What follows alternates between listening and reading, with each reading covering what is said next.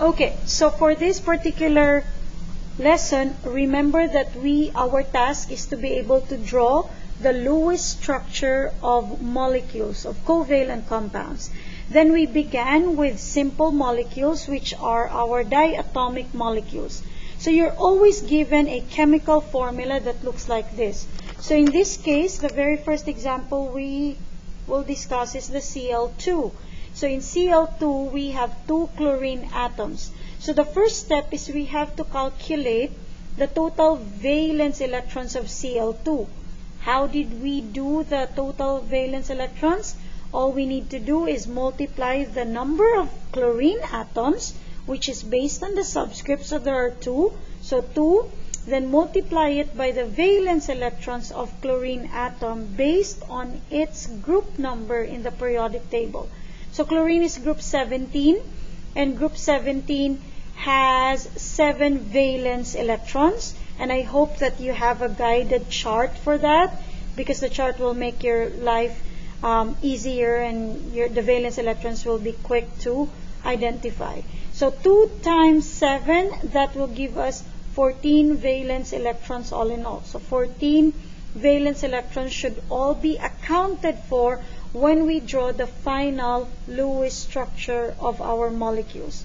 So once we're done calculating the total valence, now we have to draw the individual atoms with 7 valence electrons each.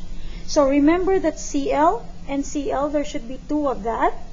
And because 7 valence electrons are 7 dots, always remember that in 7 dots, there are 3 pairs of dots in there, and the 7th one is a single dot. That's the same thing on the second chlorine, 3 pairs, and the 7th dot is unpaired. Now, you can always reposition your dots in such a way that you put the single and the single closer to each other, so that when we draw the bond, it's gonna be easier. So in this case, I placed it here, and so in the concept of covalent bond formation, it's always the unpaired dot to another unpaired dot. So the single dot looking for a partner, that's always where the bond is formed. So obviously for Cl2, we have single and a single, they will bond to each other, and therefore the final final Lewis structure will look like this already. So this line represents the 2 single dots that we connected to each other. So just draw one line to represent that. And the rest of the pairs that we had in chlorine, you will just copy them where they are, because they still have to be accounted in our total valence electrons. But the bond formation here is just for those that were unpaired. So in this case, for Cl2 molecule, we are forming one single bond, covalent bond. So that is a single bond. And the moment we're done drawing, please check whether you have drawn the dots correctly by counting the total in the structure.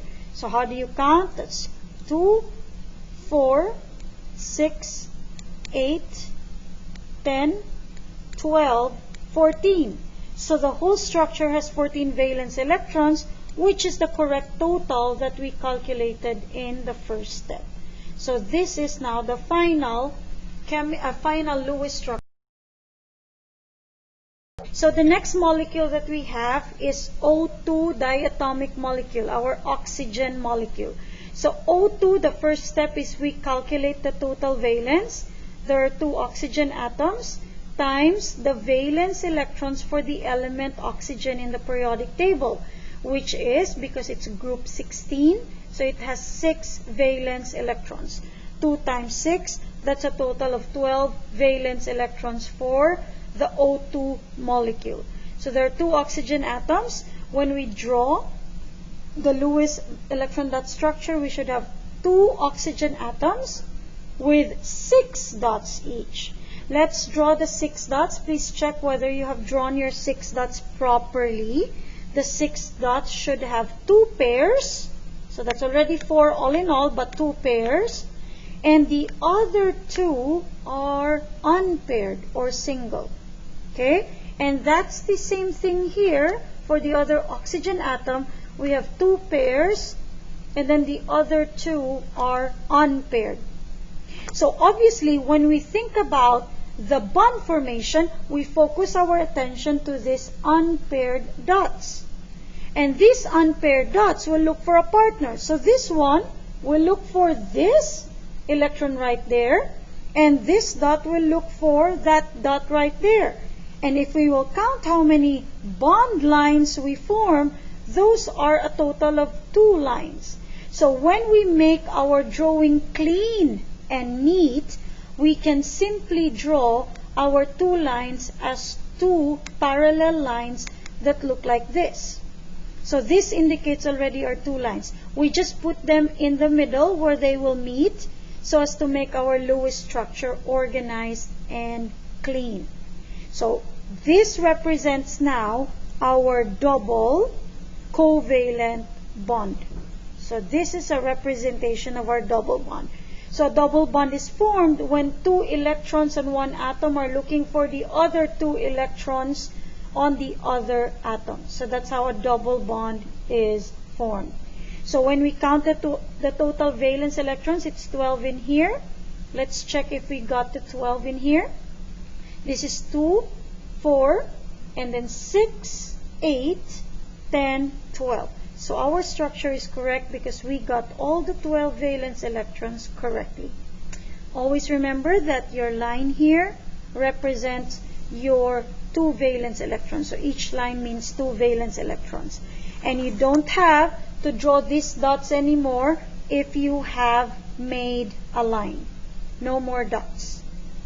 That's automatically, that's understood that a line means 2 dots connected to each other. Okay? Any questions with your double bond? If you have any questions, please take note of that. So the third molecule that I want us to remember or to learn is the nitrogen molecule. This is N2. 2 nitrogen atoms. So 2 nitrogen atoms times the valence electrons of nitrogen, which is 5. So because nitrogen is group 15, so group 15 elements always have 5 valence electrons. So 2 times 5, that will be a total of 10 valence electrons all in all. So let us now proceed to the second step. The second step is now to draw our dots for every nitrogen atom. 2 nitrogen atoms, and each one will have to have 5. Now, the correct way, look at the screen. The correct way to draw the 5 dots is you have to have 1 pair.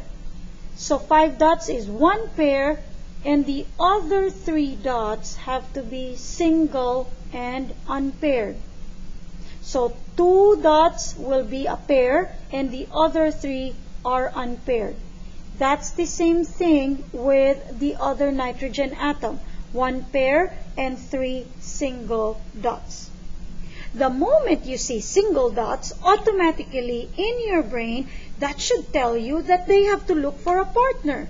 So if you look at the dots here, you have 1 here that will look for a partner, the other one will look for a partner here, and the other one will look for that partner right there. Right? And when they do that, count how many total bonds are formed in here. So that will be 1, 2, and then 3 here. So that's a total of 3 bonds.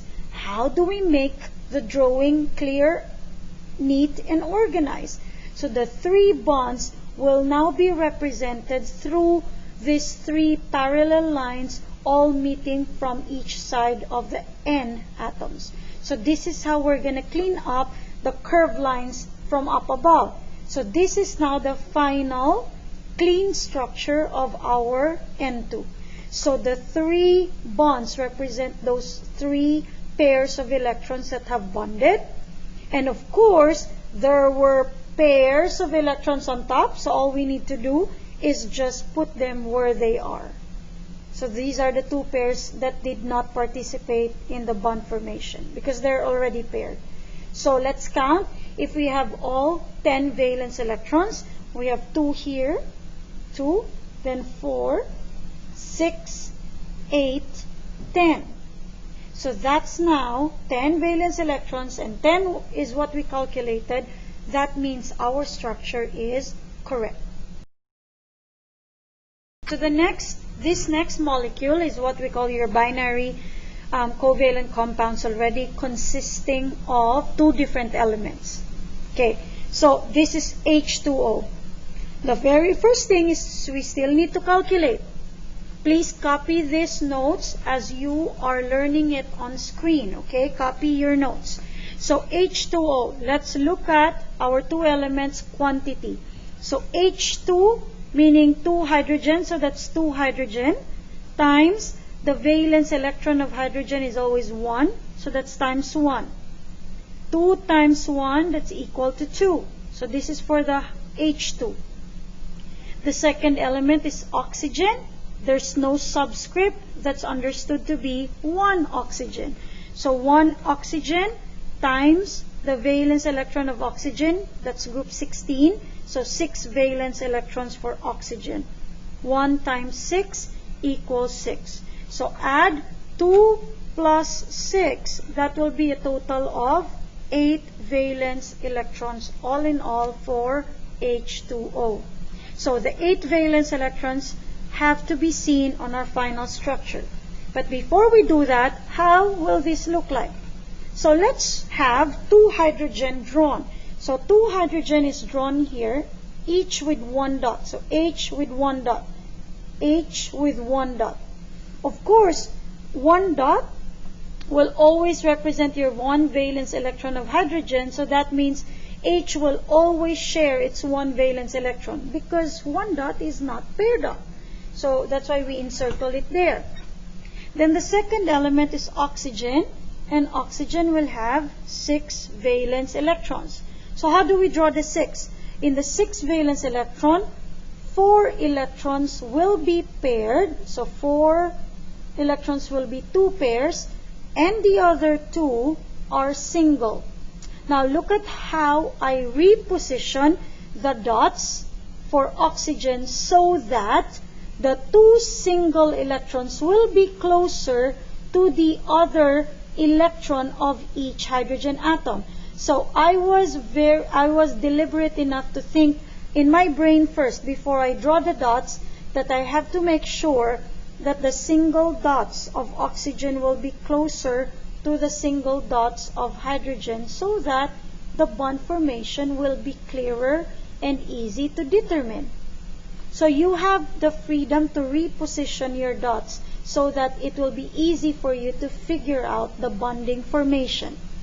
So the 6 dots will always have the 2 pairs. I place it top bottom, and the other 2 single unpaired dots will be on each side so that it will be closer to hydrogen. And then right after that, maybe your question in mind is, Ms. Narka, why is it that your hydrogen and oxygen, like your 2 hydrogens are on the side while your oxygen is in the middle? Now, to answer that question, take note that if you're dealing with hydrogen, hydrogen will always become a terminal atom. Never will be that hydrogen will be placed in the central or in the center. You can never put hydrogen as a middle or central atom because it can only offer 1 electron. So the moment you have H, automatically put them on the sides. They're your terminal atoms. And so you're left with 1 other element, oxygen, and you don't have a choice but to put it in the middle. Your second question will be, what if, Ms. Narka, what if it's not hydrogen? How do we know? So how do you know which will be in the middle and which will be in the side? Just take note of the quantity of the atoms. Atoms, not the electrons.